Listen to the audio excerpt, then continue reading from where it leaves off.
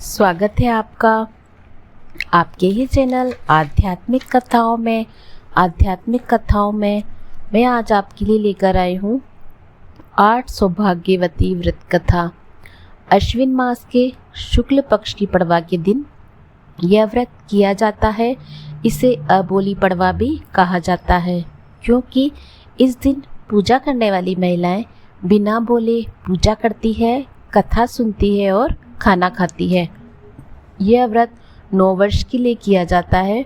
इसमें विवाह के 9 वर्ष के पश्चात उद्यापन करके 9 महिलाओं को भोजन कराया जाता है, वह सुहाग सामग्री प्रदान की जाती है।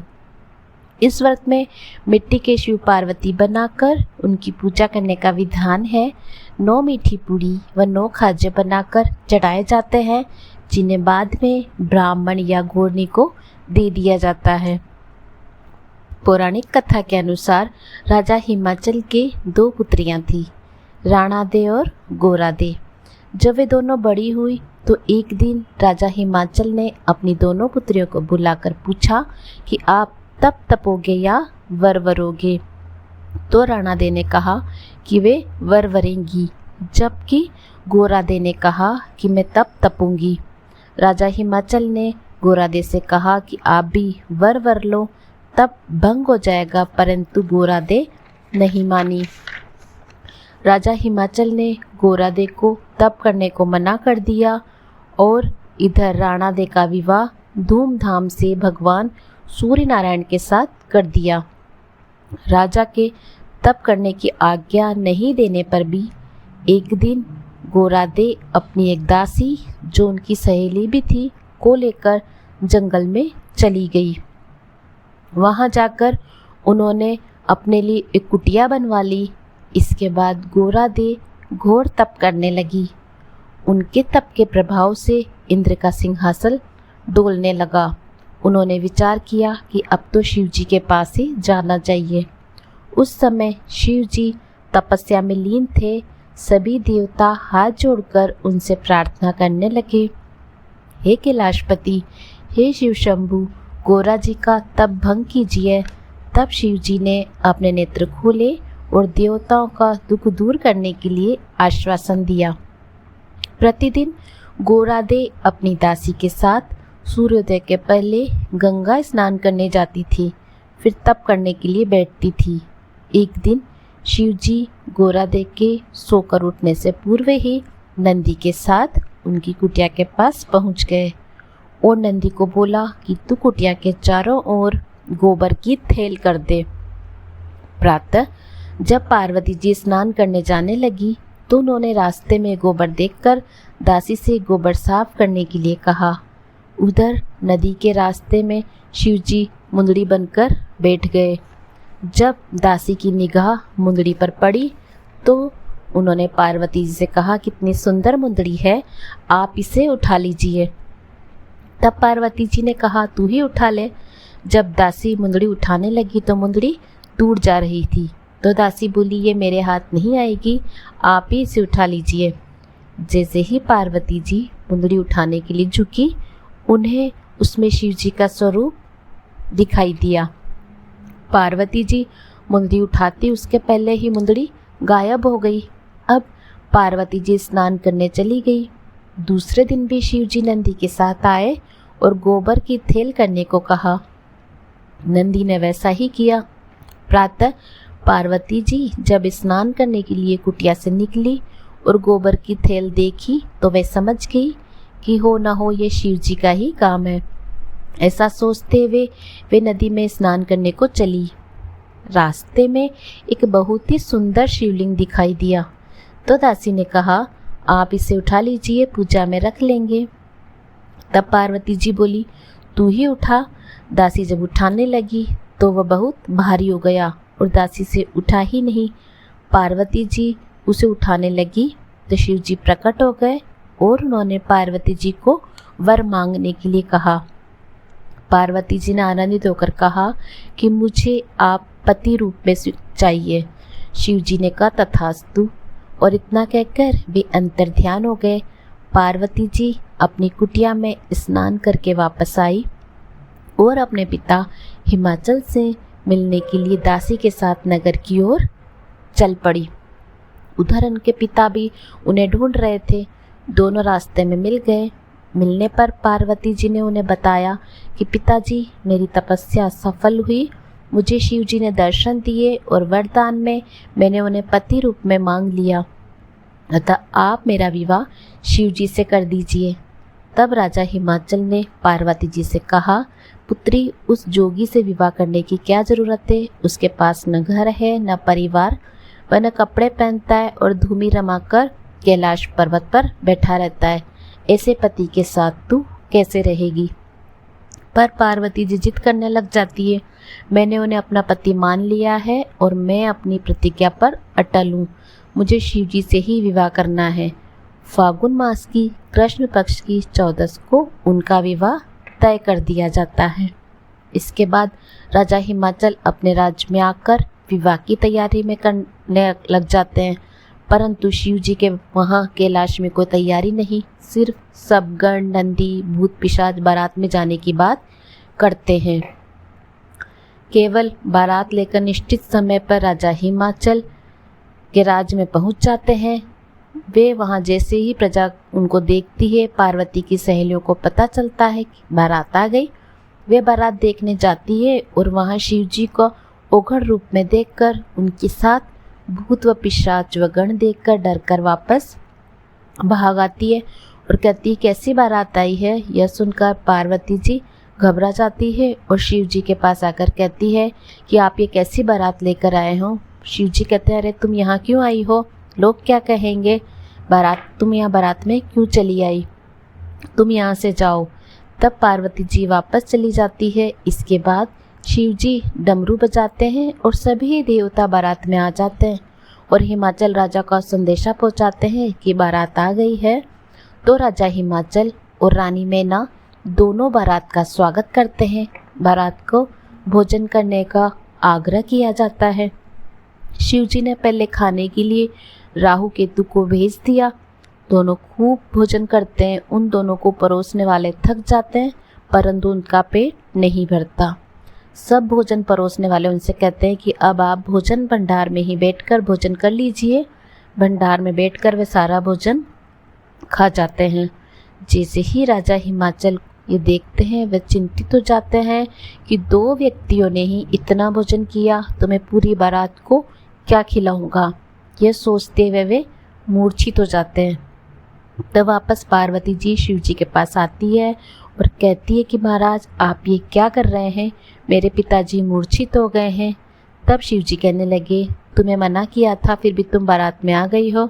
तब पार्वती जी कहती है, मैं कैसे नहीं आती? मेरे पिता पर संकट आया है, मेरे पिताजी मूर्छित हो गए हैं। तब शिव जी कहते हैं, कौन कहता है कि भंडार खाली है? जाओ देखो, भंडार भरे हुए हैं और अब यहाँ पर मत आना। तब पार्वती जी कहती है कि ठीक है, मैं यहाँ नहीं आऊँगी। जब अब भंडार घर में जाकर देखती है तो वहाँ पर कई तरह के व्यंजन भरे होते हैं। तब पार्वती जी अपने पिताजी को उठाती है, पिताजी उठिए, चिंता मत कीजिए, भंडार भरे हुए हैं। यह सुनकर राजा की मूर्छा दूर होती है और वह विवाह कार्य में लग जाते हैं। राजा जी ने बारात में खबर पहुंचाई कि दूल्हा तोरण पर लाया जाए। दूल्हे के रूप में शिव जी सज धज कर नंदी पर सवार होकर आते हैं। साथ में गंधर्व, गण आदि भी नाचते झूमते आते हैं। रानी मैना उनकी आरती उतारती है और पीछे से पार्वती की सहेलियां दूल्हे को देखकर कहती है कि दूल्हा कितना सुंदर है। ऐसा कहकर पुष्प वर्षा करती है। इसके बाद विवाह की रस्में पूरी होती है। दूल्हा दुल्हन को विदा किया जाता है। अब शिव जी पार्वती जी को लेकर नंदी के साथ कैलाश जाने लगे। शिव जी नंदी पर बैठ गए और पार्वती जी पीछे चलने लगी। तो लोग देखकर कहने लगे, कैसा पति है, अपनी पत्नी को पैदल ले जा रहा है और खुद बेल पर बैठा है। शिव जी खुद पैदल चलने लगे, पार्वती जी को नंदी पर बिठा दिया। तब भी लोग कहने लगे, कैसी पत्नी है, स्वयं तो आराम से सवारी पर जा रही है और अपने पति को पैदल ले जा रही है। तो शिव जी पीछे से नंदी पर सवार हो गए, पार्वती जी पीछे पीछे चलने लगी। दोपहर हो गई तो धूप में पार्वती जी के पैर जलने लगे। वे शिवजी से बोली कि धूप बहुत है, पैर जल रहे हैं। शिवजी बोले आप हरी धूप पर चल जाओ। पार्वती जी हरी धूप पर चलने लगी तो धूप सूख गई। फिर प्यास लगने पर पानी पीने तालाब पर गई, तालाब भी सूख गया। इसी तरह सुस्ताने के लिए पेड़ के नीचे बैठी तो पेड़ सूख गया। इस तरह चलते चलते वे लोग पहले काशी नगरी पहुँचे। काशी नगरी के नागरिक और राजा रानी को यह समाचार सुनकर बड़ी प्रसन्नता हुई। वे स्वागत करने के लिए आए। काशी की रानी स्वयं अगवानी के लिए जाने का निर्णय लेती है। वे तुरंत सज धज कर पूजा का थाल सजाकर ढोल वाले और गाने वालों को लेकर शिव जी और पार्वती जी को लिवाने जाती है। शिव पार्वती जी की जुगल जोड़ी को देखकर उनका मन आनंद से भर उठता है। परंतु वे जैसे ही पार्वती जी को टीका लगाती है वैसे ही सोने चांदी की थाली पत्थर की हो जाती है। गाने वालों के मुंह टेढ़े हो जाते हैं। यह देखकर शिवजी पार्वती जी दुखी होकर वहां से आगे बढ़ जाते हैं। काशी के राजा रानी और नागरिक उन्हें कैलाश पर्वत के लिए रवाना कर देते हैं। इस तरह शिवजी पार्वती जी को लेकर कैलाश पर आ गए। अब जब खाने का समय होता है तो आकाश से कैलाश पर रोज 3 पनवाड़े उतरते, एक शिवजी का, एक पार्वती जी का और एक नंदी का। शिवजी और नंदी तो आराम से अपना भोजन करते, परंतु जैसे ही पार्वती जी का खाना खाने के लिए बैठती उनकी पत्तल में कीड़े चलने लगते। इस तरह कई दिन बीत गए। एक दिन उनके पिता राजा हिमाचल उन्हें लेने आए। उन्होंने देखा कि उस दिन 4 पनवाड़े आकाश से उतरे। शिवजी, राजा हिमाचल और नंदी ने 3 पनवाड़े से खाना लिया, परंतु पार्वती जी जैसे ही भोजन करने लगी उनकी पत्तल में कीड़े चलने लग गए।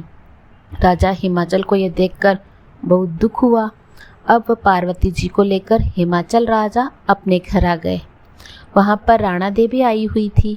जब दोनों बहनें साथ ही एक थाली में भोजन करने लगी तो एक ही पत्तल में राणा दे की दूसरी तरफ जो गोरा दे का भोजन था उस तरफ कीड़े चलने लग गए। राणा दे ने पूछा बहन ये क्या है? तो पार्वती जी बोली मुझे तो ऐसे ही 12 महीने हो गए। तब राणा दे ने कहा बहन तू चिंता मत कर, तू मेरे साथ मेरे घर चल। राणा दे पार्वती जी को लेकर अपने साथ अपने घर आ गई। अगले दिन जब सूर्यनारायण भगवान अपना रथ लेकर पृथ्वी पर जाने लगे, पार्वती जी ने उनके रथ का पहिया पकड़ लिया। सूर्यनारायण भगवान बोले कौन है तू दुष्ट जिसने मेरा रथ का पहिया पकड़ लिया, मुझे जाने दे। पार्वती जी बोली मैं पार्वती हूँ, मैं साल भर से जिमने बैठती हूँ तो पत्तल में कीड़े चल जाते हैं। तब सूर्यनारायण भगवान उन्हें एक मुट्ठी जो काले तिल लाने को कहते हैं। अगले दिन जब पार्वती जी जो और काले तिल लेकर उनके पास पहुँचती है तो वे उनके सिर पर जो और तिल रखते हैं तो देखते ही सारे तिल और जो बिखर जाते हैं। तब सूर्यनारायण भगवान कहते हैं कि आपने जो भी व्रत किए या तो वे अधूरे किए या व्रत करके उनका उद्यापन विधि विधान से नहीं किया, इसलिए आपकी पत्तल में कीड़े चलते हैं। अब आपको आषाढ़ आते ही अलूने सोमवार फिर राधा अष्टमी का फल पांचे का व्रत करना चाहिए। उसके बाद संजा बनाओ, उसको विसर्जित करके धूमड़ा उजमो, फिर नवरात्र की पूजा करो। अबोली पड़वा, तुलसी, बेवड़ा जैसे व्रत विधि पूर्वक करो तो आपके पत्तल में कीड़े नहीं चलेंगे। पार्वती जी वापस अपने पिता के यहाँ आकर विधि विधान पूर्वक सारे साल व्रत करती है। अलूने सोमवार करती है, संजा बनाती है, उनका उद्यापन करती है। नवरात्रे आते हैं, नवरात्रे का व्रत रखती है। पड़वा के दिन अबोली पड़वा का व्रत रखती है। इस दिन 108 घड़े से स्नान किया जाता है। तो दासी जब पानी लाती है तो 107 घड़े तो वह ले जाती है, पर 108वां घड़ा उससे नहीं उठता। उसे वह किसी से उठाना भी नहीं था। शिवजी एक बूढ़े डोकरा बनकर रास्ते में लेट जाते हैं। वो उससे पूछते हैं कि मैं उठवा दूं? तो दासी मना कर देती है। वह अपना चिमटा लगाकर उसका घड़ा उठवा देते हैं, पर चुपके से घड़े में अपनी मुंदरी डाल देते हैं। पार्वती जी जैसे ही उस घड़े से नहाती है उन्हें वह मुंदरी दिखती है। वह दासी को बुलाकर पूछती है तो दासी कहती है कि मैंने 107 घड़े तो किसी से नहीं उठाए थे, पर 108वां घड़ा उठ नहीं रहा था, तो एक बूढ़े बाबा ने अपना चिमटे से मेरा घड़ा उठाने के लिए सहारा दिया था। तब पार्वती जी अपनी माँ से कहती है, माँ आपके जमाई आए हैं। तब राजा हिमाचल उन्हें सम्मान से लेकर आते हैं। शिव जी और पार्वती जी से मिलकर अबोली पड़वा का व्रत विधि विधान से पूरा करते हैं। उसके बाद दूसरे दिन उन्हें वहाँ से विदा कर देते हैं। कैलाश जाने के लिए निकलते हैं। तब पार्वती जी कहती है, हम उसी रास्ते से वापस जाएंगे जिस रास्ते में शादी के बाद गए थे। चलते चलते रास्ते में धूप लगी तो पार्वती जी उसी सूखी धूप पर चलती है तो धूप वापस हरी हो जाती है। प्यास लगने पर पुनः उसी तालाब पर पहुंची और पानी पीने लगी तो तालाब भी लबालब भर गया। आगे चले तो वही पेड़ आया। पार्वती जी ने वहाँ पेड़ के नीचे जाकर सुस्ताने लगी तो पेड़ भी हरा हो गया। जब काशी नगरी में पहुँचे, रानी ने उसी थाली से आरती उतारी तो पुनः सोने की हो गई। गाने वालियों के मुंह सीधे हो गए। गोरादेव वहाँ आई, सभी महिलाओं को सुहाग बांटा, पुत्रवृत्ति होने का आशीर्वाद दिया और सभी महिलाओं का सुहाग अमर रहे, पुत्रवान हुई। उसके बाद शिव पार्वती कैलाश पर सुखपूर्वक रहने लगे। तभी से महिलाएं अपने सुहाग के लिए, पुत्रवृत्ति होने के लिए अबोली पड़वा का व्रत करने लगी। उम्मीद करती हूँ आपको ये 8 सौभाग्यवती व्रत की कहानी पसंद आई होगी। पसंद आई है तो लाइक एंड शेयर कीजिएगा एंड बेल आइकन का बटन अवश्य दबाइए। जय पार्वती माता। धन्यवाद।